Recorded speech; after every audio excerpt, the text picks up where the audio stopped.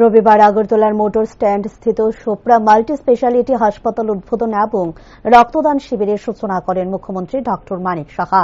তাছাড়া এই দিনের অনুষ্ঠানে উপস্থিত ছিলেন মেয়র দীপক মজুমদার সহ অন্যান্যরা।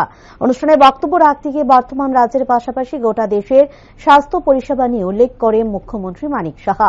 তাছাড়া তিনি বলেন, আগে রাজ্যে স্বাস্থ্য পরিষেবা যেখানে ছিল তার থেকে অনেক গুণ বেশি উন্নত হয়েছে বর্তমান স্বাস্থ্য পরিষেবা। শুধুমাত্র স্বাস্থ্য পরিষেবা নয়, তার পাশাপাশি মেডিকেল কলেজের মাধ্যমে ছাত্রছাত্রীদের পড়াশোনায় আরো অনেক বেশি এগিয়ে নিয়ে যাচ্ছে বর্তমান সরকার। ব্যবস্থা করুন, অ্যাপয়েন্টমেন্টের ব্যবস্থা করুন, এইমসে যেতে চায় বা অন্যান্য জায়গায়।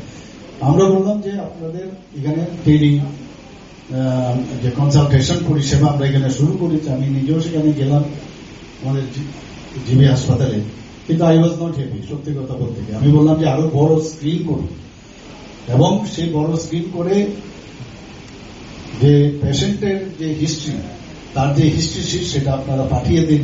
ওইখানে যে স্লট দেবে সেই স্লটে তারাও রেডি থাকবে, আর এখানে যিনি কনসালটেন্ট থাকবে উনিও থাকবে, পেশেন্ট পাঠিয়ে।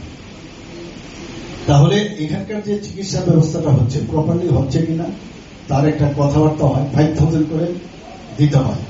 আমরা সরকার, আমাদের স্বাস্থ্য ডিপার্টমেন্ট থেকে আমরা 5,000 করে দিচ্ছি। প্রচুর টেলিকনসালটেশন হচ্ছে, অর্থাৎ তার যে যাওয়া আসা আননেসেসারি ওখানে অ্যাপয়েন্টমেন্ট পাওয়া, সেটা কিন্তু তার হয়ে যাচ্ছে, তার স্যাটিসফ্যাকশন। অনেক সময় দেখা যায় যে আমাদের ত্রিপুরা ডাক্তারবাবুরা যে ট্রিটমেন্টটা করছেন, দেখা যাচ্ছে এক্স্যাক্টলি তারা সেটাকে মান্যতা দিচ্ছে।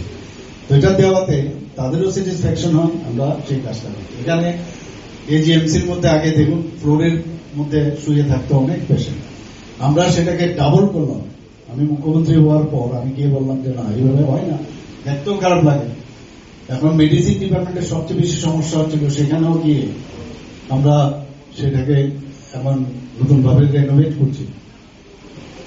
727 ছিল, সেই জায়গায় আজকে প্রায় 1400